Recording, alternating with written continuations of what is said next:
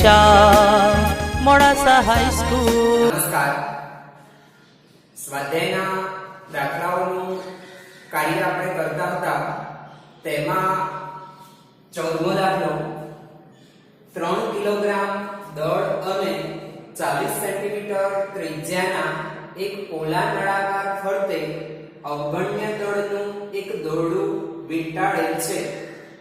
જો આ દોરડાને 30 ન્યૂટન બળથી ખેંચવામાં આવે તો આ નળાકારનો કોણીય પ્રવેગ કેટલો હશે? દોરડાનો રેખીય પ્રવેગ કેટલો હશે? એમ ધારો કે દોરડું સરકતું નથી.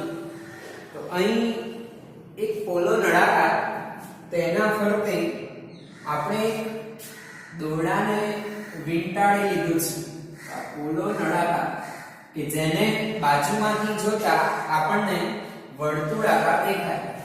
આવા આ નળાકાર માટે આ તેનું કેન્દ્ર, તેની ત્રિજ્યા r, અને આ પ્રમાણે દોરડા દ્વારા આપણે બળ લગાડી રહ્યા છીએ. બળ લગાડવાથી નળાકાર પોતાની અક્ષને અનુલક્ષી અને ચાકગતિ કરે છે. તો આવી આપણી સ્થિતિમાં આપણે કોણીય પ્રવેગ આલ્ફા શોધવો છે. આલ્ફા મેળવવા માટે ટોર્કના સૂત્રનો ઉપયોગ કરી શકાય. ટોર્ક ટાઉ બરાબર I આલ્ફા. તેના માટે ટોર્ક ટાઉ અને જડત્વની ચાકમાત્રા I ગણવી પડે. તો ટોર્ક ગણવા માટે આપણે કણ પર લાગતું ટોર્ક ટાઉ સદિશ બરાબર r સદિશ ક્રોસ f સદિશ તેનો ઉપયોગ કરીશું. તથા આલ્ફા માટે બીજું જડત્વની ચાકમાત્રા I ગણવી છે. તો I ગણવા માટે આપણે પોલા નળાકારની જડત્વની ચાકમાત્રા તેના સૂત્રનો ઉપયોગ કરીશું. તો પોલા નળાકારની જડત્વની ચાકમાત્રા I બરાબર m². તો સૌપ્રથમ અહીં નળાકારનું દળ 3 કિલોગ્રામ, તેની ત્રિજ્યા 40 સેન્ટીમીટર એટલે 0.4 મીટર. આવા આ પોલા નળાકાર પર લાગતું બળ 30 ન્યૂટન, અને તેને અનુરૂપ આપણે આગળ વધવું છે. તો સૌપ્રથમ પોલા નળાકારની જડત્વની ચાકમાત્રા I બરાબર m². m3 r 0.4 નો વર્ગ, 0.4 નો વર્ગ 0.16 ગુણ્યા 3 એટલે 0.48 કિલોગ્રામ ઇન્ટુ મીટર સ્ક્વેર. હવે આપણે ટોર્ક શોધવું છે. તો નળાકાર પર લાગતું ટોર્ક ટાઉ સદિશ બરાબર r સદિશ ક્રોસ f સદિશ માટે ટોર્કનું મૂલ્ય rf sin થીટા. પણ અહીં જોઈ શકાય r અને f પરસ્પર લંબ છે એટલે થીટા 90 થશે. r 0.4 અને બળ 30 ન્યૂટન માટે પરિણામ થાય 12 ન્યૂટન ઇન્ટુ મીટર. હવે આપણે આલ્ફા ગણવા છે. તો જો નળાકારનો કોણીય પ્રવેગ આલ્ફા હોય તો ટાઉ બરાબર I આલ્ફા મુજબ આલ્ફા બરાબર ટાઉ અપોન I, ટોર્ક 12 અને I 0.48. 12 ભાગ્યા 0.48 તો જવાબ મળે 25, અને આલ્ફાનો એકમ રેડિયન પ્રતિ સેકન્ડ. બીજું આપણે શોધવું છે નળાકાર માટે કોણીય પ્રવેગ ગણો. દોરડાને ખેંચીશું, દોરડું રેખીય ગતિ કરશે, તો તેનો રેખીય પ્રવેગ શોધવો છે. તો આપણે ધ્યાનમાં લઈશું કે રેખીય પ્રવેગ જ્યારે પદાર્થ ચાકગતિ કરતો હોય તો રેખીય પ્રવેગ તેને બે ઘટકો મળે. એક ત્રિજ્યાવર્તી ઘટક અને બીજો સ્પર્શીય ઘટક. આપણા કિસ્સામાં તમે જોઈ શકો છો કે બળ એ સ્પર્શકની દિશામાં છે, માટે પ્રવેગ પણ સ્પર્શકની દિશામાં હોય. જ્યારે બળ કેન્દ્ર તરફ હોય ત્યારે કેન્દ્રગામી કે ત્રિજ્યાવર્તી પ્રવેગ મળે. તો આપણા કિસ્સામાં અહીં દોરડાનો સ્પર્શીય પ્રવેગ, જેને આપણે AT વડે ઓળખીએ છીએ, તો સ્પર્શીય પ્રવેગ AT મેળવવા છે આપણે. તો જેમ v બરાબર r ઓમેગા તેમ AT બરાબર r આલ્ફા. r છે 0.4 અને આલ્ફા 25. 25 ગુણ્યા 0.4 તો જવાબ મળે 10 મીટર પ્રતિ સેકન્ડ સ્ક્વેર. તથા કેન્દ્રગામી પ્રવેગ AR, કેન્દ્રગામી કે ત્રિજ્યાવર્તી બળ જ નથી, માટે પ્રવેગ 0. તેથી દોરડાનો રેખીય પ્રવેગ A બરાબર √AT² + AR². આપણા કિસ્સામાં AR 0 એટલે A બરાબર AT એટલે જ 10 મીટર પ્રતિ સેકન્ડ સ્ક્વેર. તો આમ આ દોરડાના કિસ્સામાં આપણે રેખીય પ્રવેગ એ પ્રવેગના બે ઘટકો તેના વર્ગોના સરવાળાના વર્ગમૂળ દ્વારા મેળવી શકીએ છીએ. 15મો દાખલો. એક રોટરને 200 રેડિયન પ્રતિ સેકન્ડ એક સમાન કોણીય ઝડપ જાળવવા માટે એન્જિન 180 ન્યૂટન × મીટર ટોર્ક પ્રસ્થાપિત કરવું આવશ્યક છે. આ માટે એન્જિનને કેટલો પાવર આવશ્યક છે? એમ ધારો કે એન્જિન 100% કાર્યક્ષમ છે. તો આપણા આ કિસ્સામાં એક રોટર એટલે કે જે ચાક ગતિ કરે છે, રોટેશનલ મોશન કરે તેને રોટર કહીશું. તો કોણીય ઝડપ આપી ઓમેગા 200 રેડિયન પ્રતિ સેકન્ડ અને એન્જિન દ્વારા લાગતું ટોર્ક 180 ન્યૂટન × મીટર છે. તો આપણે એન્જિનનો પાવર શોધવો છે. અહીં આપણે ધ્યાનમાં લઈશું કે 100% કાર્યક્ષમ એટલે જેટલો વિદ્યુત પાવર ખર્ચાય તેટલું જ યાંત્રિક પાવર આપણને મળશે. તો આપણા કિસ્સામાં આપણે રેખીય ગતિ માટે પાવરનું સૂત્ર P બરાબર FV ભણી ગયા. તેના પરથી ચાક ગતિમાં પાવર P બરાબર F ના બદલે ટાઉ અને V ના બદલે ઓમેગા. એન્જિનનો પાવર P બરાબર ટાઉ ઓમેગા, ટોર્ક 180 અને ઓમેગા 200. 36000 વોટ. તો એન્જિનનો પાવર 36000 વોટ અથવા 36 કિલોવોટ જોઈએ. તો આટલો પાવર આવશ્યક થશે. જો કાર્યક્ષમતા ઓછી હોય તો આપણે જે તે કાર્યક્ષમતાને ધ્યાનમાં લઈ અને પાવર નક્કી કરી શકીએ છીએ. 16મો દાખલો. આ ત્રિજ્યાની એક સમાન તકતીમાંથી r/2 ત્રિજ્યાના ગોળાકાર છિદ્રને કાપવામાં આવે છે. આ છિદ્રનું કેન્દ્ર મૂળ ડિસ્કના કેન્દ્રથી r/2 અંતરે છે. પરિણામી સપાટ પદાર્થનું ગુરુત્વ કેન્દ્ર શોધો. તો અહીં આ ગુરુત્વ કેન્દ્ર એટલે જ દ્રવ્યમાન કેન્દ્ર. તો આપણે કોઈ આ ત્રિજ્યાની તકતી તેના માટે વાત કરી રહ્યા છીએ. તો આ છે આપણી r ત્રિજ્યાની તકતી. આવી તકતીના કેન્દ્રને આપણે ઉગમ બિંદુ તરીકે લઈએ તો આ x અક્ષ અને તેને અનુરૂપ y અક્ષ તૈયાર થાય. તકતીનું કેન્દ્ર તે ઉગમ બિંદુ છે તેની ત્રિજ્યા r છે તેમાંથી r/2 ત્રિજ્યાનો ગોળાકાર ભાગ આપણે કાપી દઈએ કે જેનું કેન્દ્ર મૂળ ડિસ્કના કેન્દ્રથી r/2 અંતરે છે તો આમાંથી r/2 ત્રિજ્યાનો ગોળાકાર ભાગ કાપી લીધો છે કે જેનું કેન્દ્ર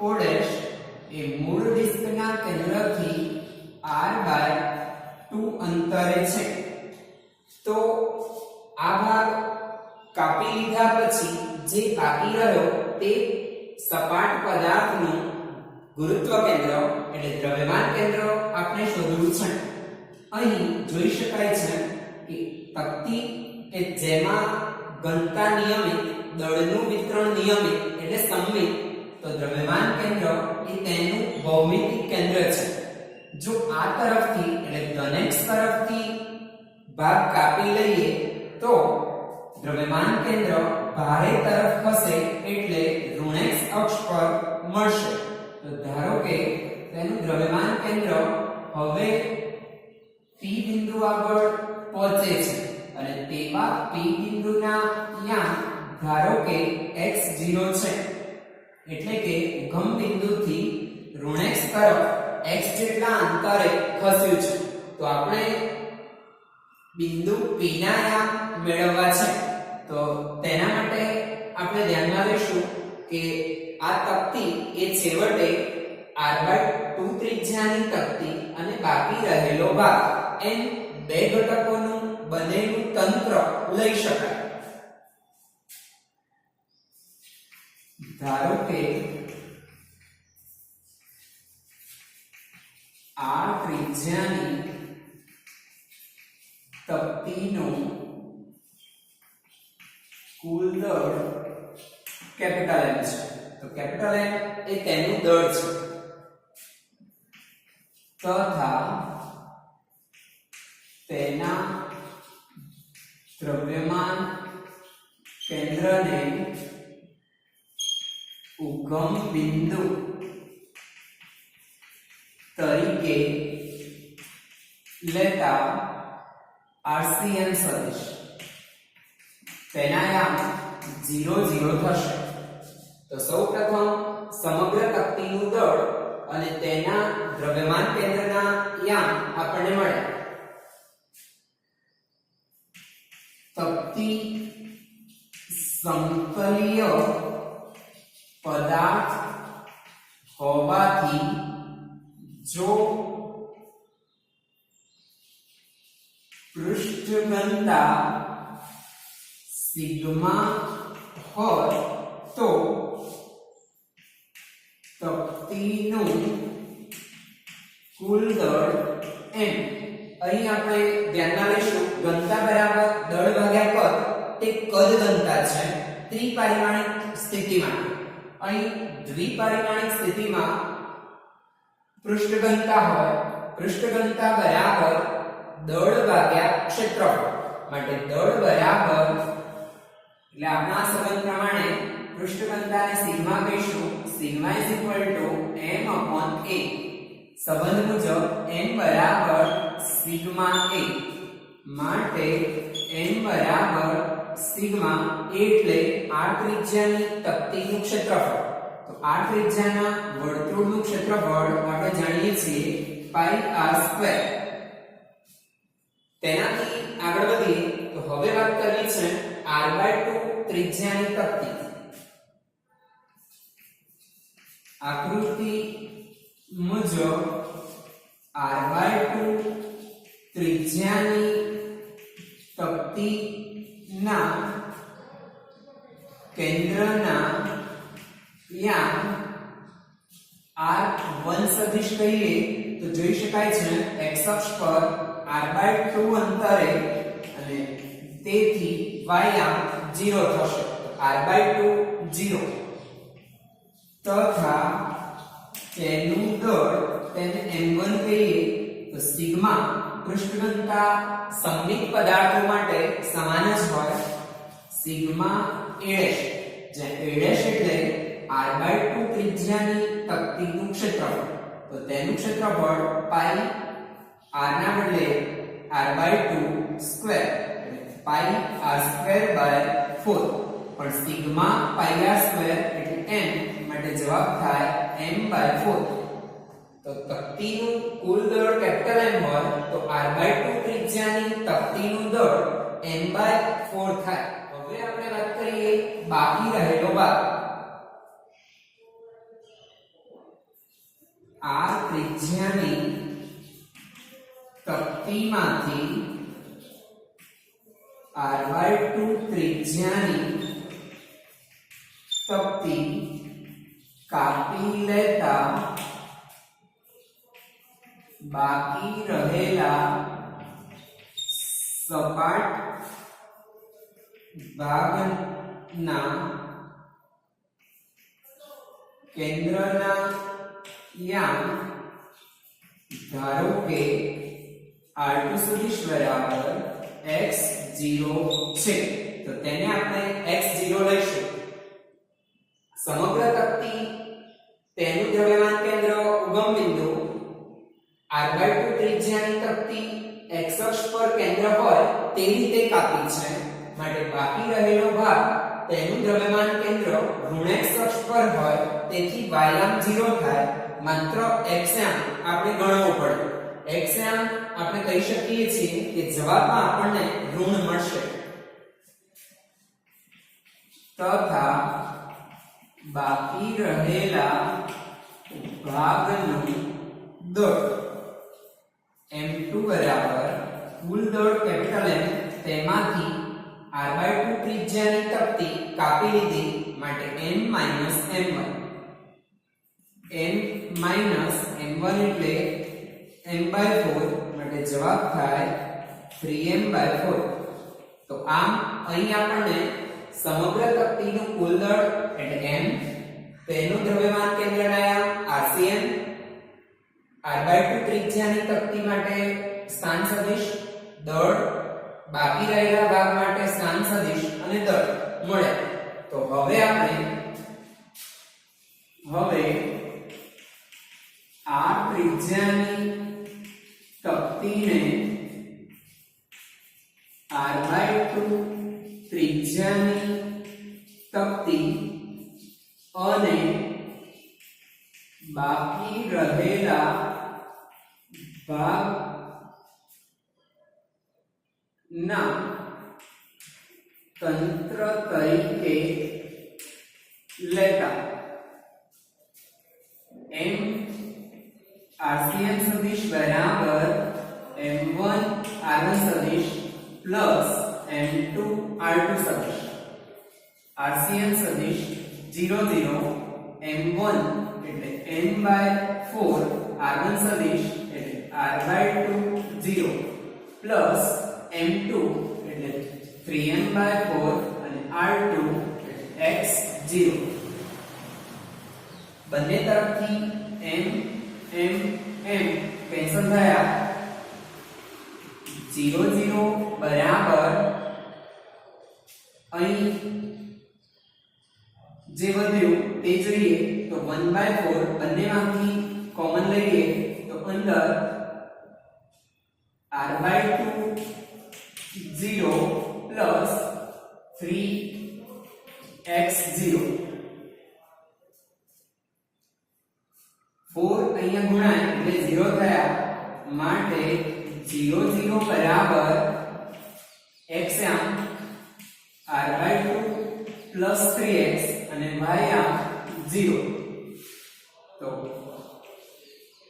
અનુરૂપ યામ સરખાવતા માટે r/2 પ્લસ 3x બરાબર 0, તો r/2 3x બરાબર માઈનસ r/2 માટે x બરાબર માઈનસ r/6.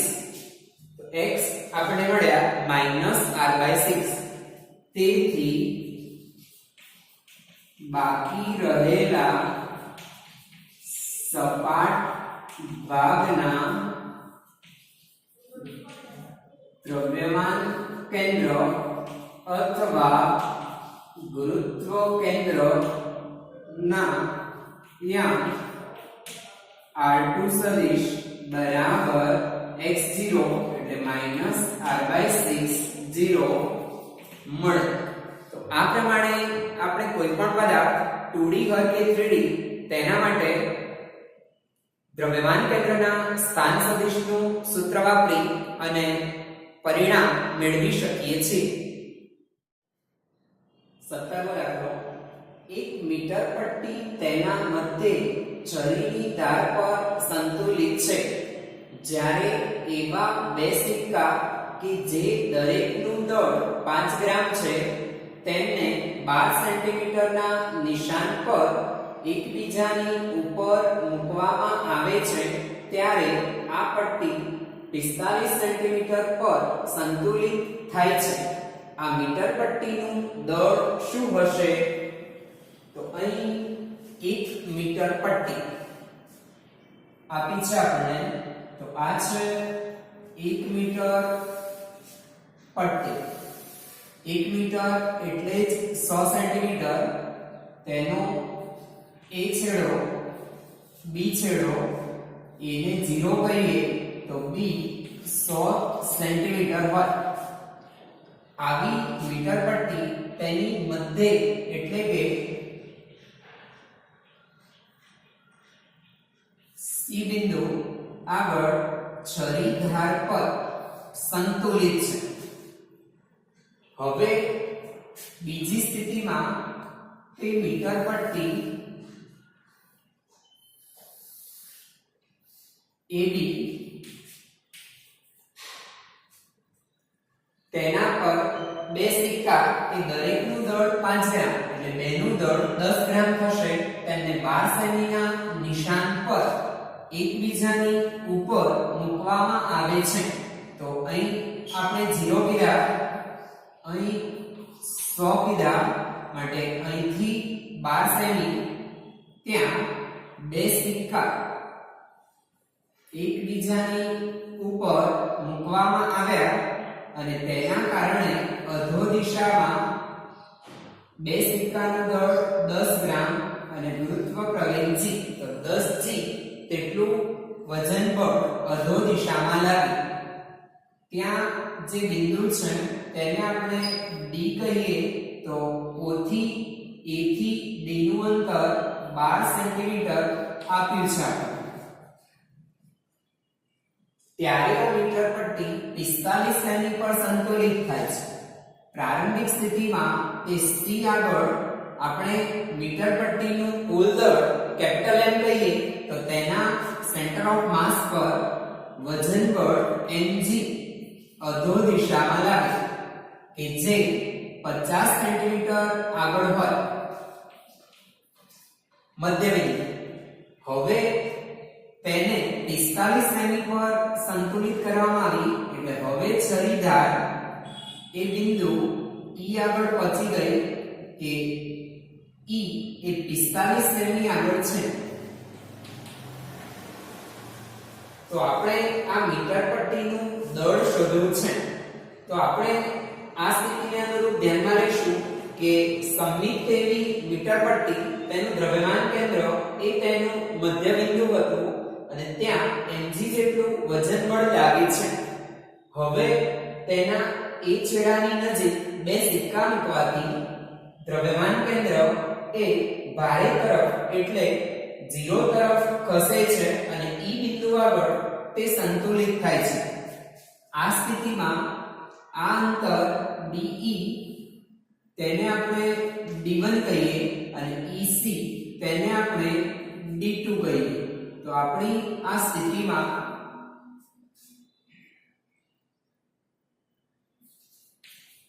બે સિક્કાનું કુલ દળ બરાબર 2 × 5 તો 10 ગ્રામ આપે છે.